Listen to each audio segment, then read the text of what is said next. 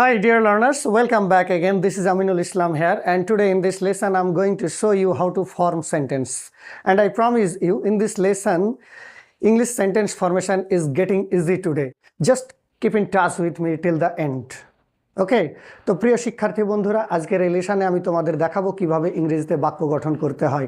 You know everything has its basic fact. So ইংরেজি বাক্য গঠনের সেই বেসিক বিষয়টি আজকে আমি তোমাদের সামনে তুলে ধরবো।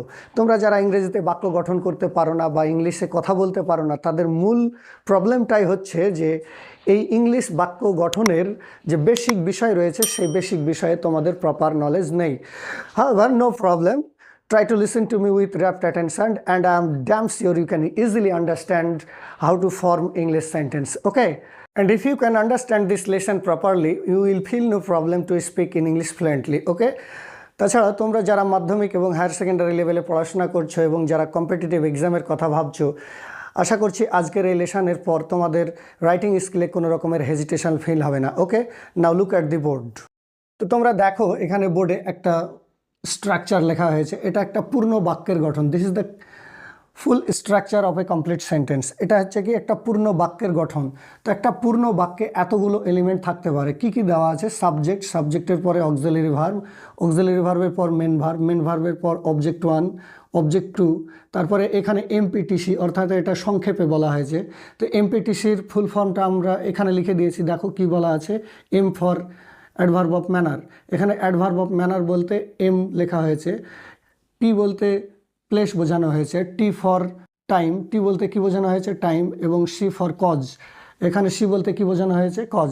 তো একটা পূর্ণ বাক্যে এতগুলো এলিমেন্ট থাকতে পারে, একটা পূর্ণ বাক্যে এতগুলো এলিমেন্ট থাকতে পারে। A complete sentence can have all such type of elements. তাহলে আমাদেরকে কি করতে হবে? বাক্যটাকে এই অর্ডারে আমাদেরকে সাজাতে হবে।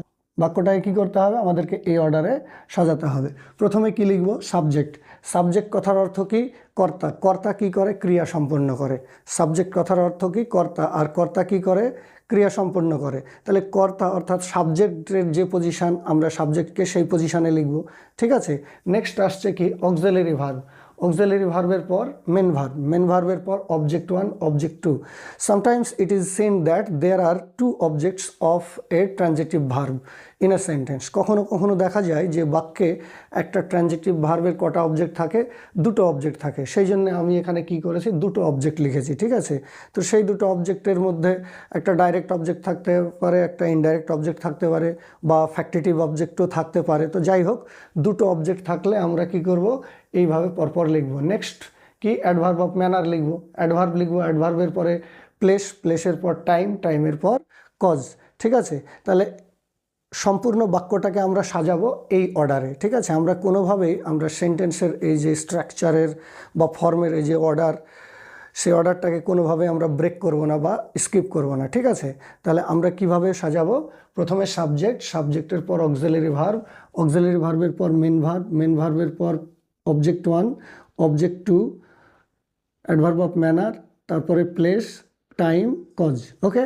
তো এতগুলো জিনিস যদি বাক্যে থাকে তাহলে তো আমাদেরকে বুঝতে হবে যে কোনটা সাবজেক্ট, কোনটা অ্যাডভার্ব, কোনটা প্লেস, কোনটা টাইম, কোনটা কজ, তাই না? তাহলে সেইটাকে বোঝার জন্য আমি কি করেছি? তোমাদের এখানে আমি এই ডায়াগ্রামের মাধ্যমে, অ্যারো চিহ্নর মাধ্যমে আমি দেখিয়ে দিয়েছি কোনটা কিভাবে আমরা পাবো। তো আমাদেরকে প্রথমে ফাইন্ড আউট করতে হবে কি বাক্যের মেন ভার্ব কোনটা। প্রথমে আমাদেরকে কি করতে হবে? বাক্যের কোনটা মেন ভার্ব সেইটা খুঁজে বার করতে হবে। ঠিক আছে।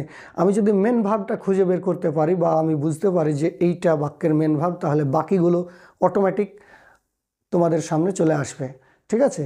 তাহলে বাকিগুলো অটোমেটিক তোমরা পেয়ে যাবে। তো কিভাবে পাবে? দেখো, বাক্যের প্রথমে তুমি মেন ভার্ব পেলে, সেই মেন ভার্বকে যদি তুমি হু দিয়ে প্রশ্ন করো, কি দিয়ে প্রশ্ন করবা? হু দিয়ে। তাহলে হু এর বাংলা মানে কি? কে বা কারা।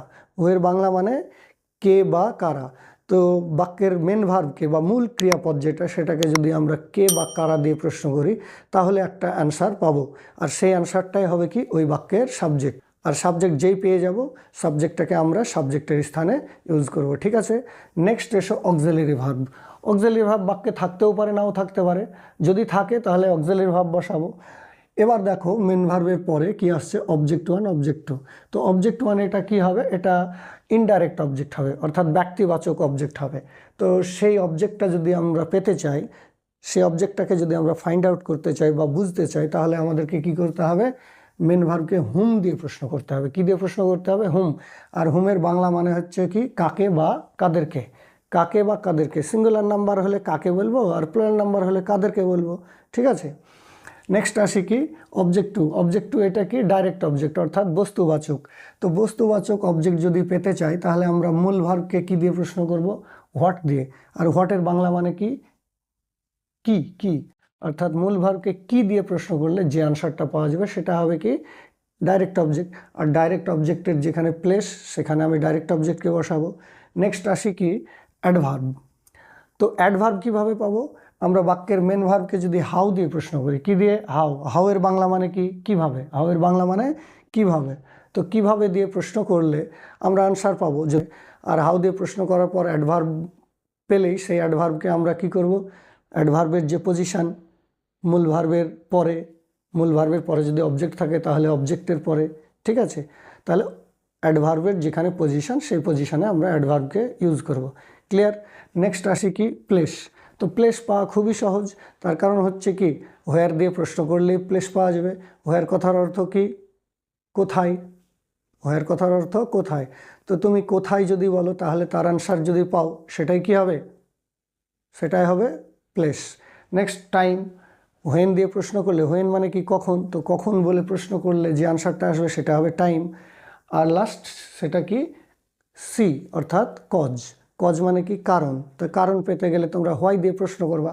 কি দিয়ে প্রশ্ন করবা, হোয়াই দিয়ে। হোয়াইয়ের বাংলা মানে কি, কেন। কেন বলে প্রশ্ন করলেই যদি উত্তর পাওয়া যায়, তাহলে সেটাই হবে কি, কারণ। এবার সমস্ত বিষয় যখন আমরা পেয়ে যাব, তখন সেই সমস্ত বিষয়কে আমরা এই অর্ডারে সাজাবো। আমরা কোনোটাই এলোমেলোভাবে সাজাবো না, আমরা ঠিক এই অর্ডারে সাজাবো। ঠিক আছে, তাহলে এই অর্ডারটা আমি যদি মনে রাখতে পারি বা বুঝতে পারি, তাহলে আমার বাক্য গঠন করা একদম কমপ্লিট। ঠিক আছে, okay dear learners, you may take a screenshot here and it's going to be clear with a proper example. Now take a look. তো তোমরা বোর্ডে খেয়াল করো, আমি একটা পূর্ণ বাক্য লিখেছি। আমি এর আগে দেখালাম যে কিভাবে বাক্যের বিভিন্ন ধরনের এলিমেন্টগুলো পাওয়া যায়। তো সেই বিষয়টা আমরা এই বাক্য থেকে আমরা সেইভাবে খুঁজে বার করব। তো তোমাদের আমি আগেই বলেছি যে প্রথমে আমার কাজ কি হবে, বাক্যের মূল ভার্বটা খুঁজে বের করা। ঠিক আছে, তাহলে বাকিগুলো আমি অটোমেটিক পেয়ে যাব। তো এখানে বাক্যের মূল ভার্ব কোনটা, হত্যা করেছিল, এটা হচ্ছে কি মেন ভার্ব। বাক্যের মেন ভার্ব কোনটা, হত্যা করেছিল। এবার মেন ভার্ব যখন পেয়ে গেলাম, বাকিগুলো আমি পেয়ে যাব, মানে সাবজেক্ট কোনটা, অবজেক্ট কোনটা, অ্যাডভার্ব কোনটা, আদার্স কী কী আছে, সমস্ত কিছু আমি পেয়ে যাব। তাহলে মূল ভার্বকে যদি হু দিয়ে প্রশ্ন করা হয়, কে দিয়ে প্রশ্ন করা হয়, তাহলে কি পাওয়া যাবে, সাবজেক্ট পাওয়া যাবে। তাহলে কে হত্যা করেছিল, রাম হত্যা করেছিল। তাহলে রাম হচ্ছে কি, সাবজেক্ট। কে হত্যা করেছিল, রাম হত্যা করেছিল। আমি তোমাদের আগেই বললাম যে বাক্যের মূল ভার্বকে হু দিয়ে প্রশ্ন করলে যে আনসারটা আসবে সেটা কি হবে, সাবজেক্ট। আর হু এর বাংলা মানে কি, কে। তাহলে হত্যা করেছিল এটা হচ্ছে কি মেন ভার্ব, কে হত্যা করেছিল, রাম হত্যা করেছিল। তাহলে রামটা হচ্ছে কি সাবজেক্ট। এবার মূল ভার্বকে যদি হোয়াট দিয়ে প্রশ্ন করা হয়, তাহলে কি পাওয়া যাবে, অবজেক্ট পাওয়া যাবে। তাহলে কি হত্যা করেছিল বা কাকে হত্যা করেছিল, তাহলে একটি সাপকে। তাহলে একটি সাপকে, এইটা হচ্ছে কি অবজেক্ট। হোয়াট দিয়ে প্রশ্ন করলে কি পাওয়া যাবে, অবজেক্ট পাওয়া যাবে। তাহলে কি হত্যা করেছিল, একটি সাপকে হত্যা করেছিল। কাকে হত্যা করেছিল, একটি সাপকে হত্যা করেছিল। তাহলে একটি সাপ হচ্ছে কি এখানে অবজেক্ট। এবার মূল ভার্বকে তুমি যদি হাউ দিয়ে প্রশ্ন করো যে কিভাবে হত্যা করেছিল, হত্যা করেছিল, মূল ভার্বকে প্রশ্ন করছো কি দিয়ে, হাউ দিয়ে। আর হাউ এর বাংলা মানে কি, কিভাবে। তাহলে কিভাবে হত্যা করেছিল, নিষ্ঠুরভাবে। তাহলে নিষ্ঠুরভাবে এইটা হচ্ছে কি অ্যাডভার্ব। মূল ভার্বকে হাউ দিয়ে প্রশ্ন করলে কি পাওয়া যাবে, অ্যাডভার্ব পাওয়া যাবে। তাহলে কিভাবে হত্যা করেছিল, তো নিষ্ঠুরভাবে। তাহলে নিষ্ঠুরভাবে এটা কি হচ্ছে, অ্যাডভার্ব। নেক্সট চলে এসো, তাহলে তুমি সাবজেক্ট পেলা, অবজেক্ট পেলা, মূল ভার্ব পেলা, অ্যাডভার্বও পাওয়া গেল। ঠিক আছে, এবার আমরা দেখব কি বাক্যে প্লেস আছে কিনা। তো কোথায় হত্যা করেছিল, কোথায় হত্যা করেছিল, মাঠে। তাহলে মাঠে হচ্ছে কি প্লেস। এবার টাইম আছে কিনা দেখব। টাইম পেতে গেলে কি করতে হবে, হোয়েন, কখন, কখন হত্যা করেছিল, তো গতকাল। তাহলে গতকালটা হবে কি টাইম, গতকালটা হবে টাইম। এবার কজ আছে কিনা সেইটা দেখব। তো কজ পেতে গেলে কি করতে হবে, হোয়াই দিয়ে প্রশ্ন করতে হবে। হোয়াইয়ের বাংলা মানে কি হবে, কেন? তো কেন হত্যা করেছিল? নিজের প্রাণ বাঁচাতে, তাহলে এটা হবে কি? কজ। ওকে, তাহলে আমি বাক্যের এইভাবে সমস্ত এলিমেন্টগুলো খুঁজে বের করে নেব। বের করে নেওয়ার পর তোমাদের যে আমি স্ট্রাকচারটা দিলাম, সেই স্ট্রাকচার, সেই গঠন, সেই ফর্ম অনুসারে আমি পর কি করব? সাজিয়ে যাব। ঠিক আছে, এবার এই বাক্যটাকে আমি যদি ট্রান্সলেট করি ইংরেজিতে, তাহলে কি হবে?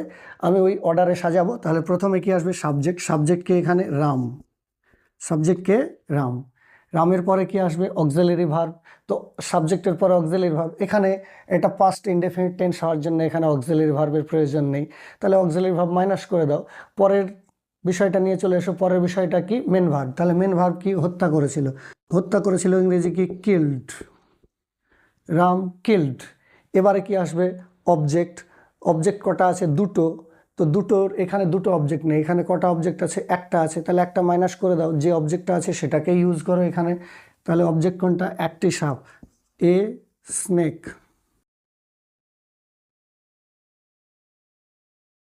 ওকে, নেক্সট কি আসবে? অ্যাডভার্ব। তো অ্যাডভার্ব কি আছে? নিষ্ঠুরভাবে ইংরেজি কি? ব্রুটালি।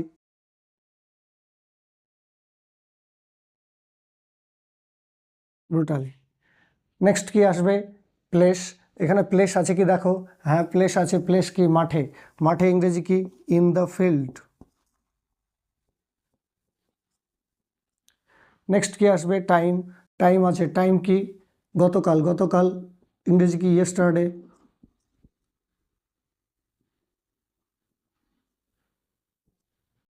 আর লাস্ট কি আছে? সেটা হচ্ছে cause.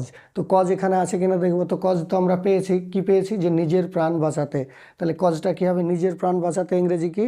To save his life. ঠিক আছে, টু সেভ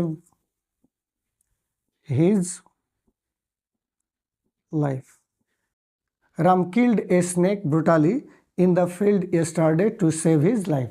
তাহলে এইভাবে আমরা কি করব? বাক্য গঠন করব। ঠিক আছে, এখানে তোমাদের আরও একটা বিষয় দেখিয়ে দিই, যেটা তোমাদের বাক্য ট্রান্সলেট করতে আরও একটু সহজ হবে বা আরও একটু সুবিধা হবে। ওকে, তোমরা দেখো এখানে একটা ফ্রেজের গঠন লেখা রয়েছে। তো একটা ফ্রেজে যদি এতগুলো জিনিস থাকে, তাহলে আমরা এইভাবে পরপর সাজিয়ে আসবো। ঠিক আছে, তাহলে আমরা এইবার এই বিষয়টা একটু উল্টোভাবে ভাববো। আমরা একটু ডান দিক থেকে ভাববো। আমরা সেন্টেন্সের গঠনটা কোন দিক থেকে ভাবছিলাম? বাম দিক থেকে আস্তে আস্তে ডান দিকে এগিয়ে যাচ্ছিলাম, তাই না? এবার এই গঠনটা, এই বিষয়টা আমরা একটু ডান দিক থেকে বাম দিকে এগিয়ে আসবো। ঠিক আছে, তাহলে নাউনকে মডিফাই করে কে? অ্যাডজেক্টিভ। তাহলে অ্যাডজেক্টিভ যে নাউনকে মডিফাই করে তার ঠিক বাম পাশে বসে, তাই বসেছে। এবার অ্যাডজেক্টিভকে মডিফাই করে কে? অ্যাডভার্ব। তাহলে যে অ্যাডজেক্টিভকে মডিফাই করে সে অ্যাডভার্ব, সে অ্যাডজেক্টিভের বাম পাশে বসে। তার আগে আর্টিকেল, তার আগে প্রিপোজিশন। ঠিক আছে, তাহলে নাউনকে যদি আমরা হাউ দিয়ে প্রশ্ন করি, তখন হাউ এর বাংলা মানে কি হবে? কেমন। হাউ এর বাংলা মানে কি হবে? কেমন। এবার অ্যাডজেক্টিভকে যদি আমরা আবার হাউ দিয়ে প্রশ্ন করি, তখন হাউ এর বাংলা মানে কি হবে? কেমন। তাহলে আমরা নাউনকে হাউ দিয়ে প্রশ্ন করলে অ্যাডজেক্টিভ পাবো, সেই অ্যাডজেক্টিভকে নাউনের আগে বসাবো। অ্যাডজেক্টিভকে হাউ দিয়ে প্রশ্ন করলে অ্যাডভার্ব পাবো, সেই অ্যাডভার্বকে সেই অ্যাডজেক্টিভের আগে বসাবো। ঠিক আছে, তাহলে এই ফ্রেজে যদি এতগুলো জিনিস থাকে, তাহলে আমরা ফ্রেজটাকেও এই অর্ডারে সাজাবো। ঠিক আছে, for example, on a very fine morning.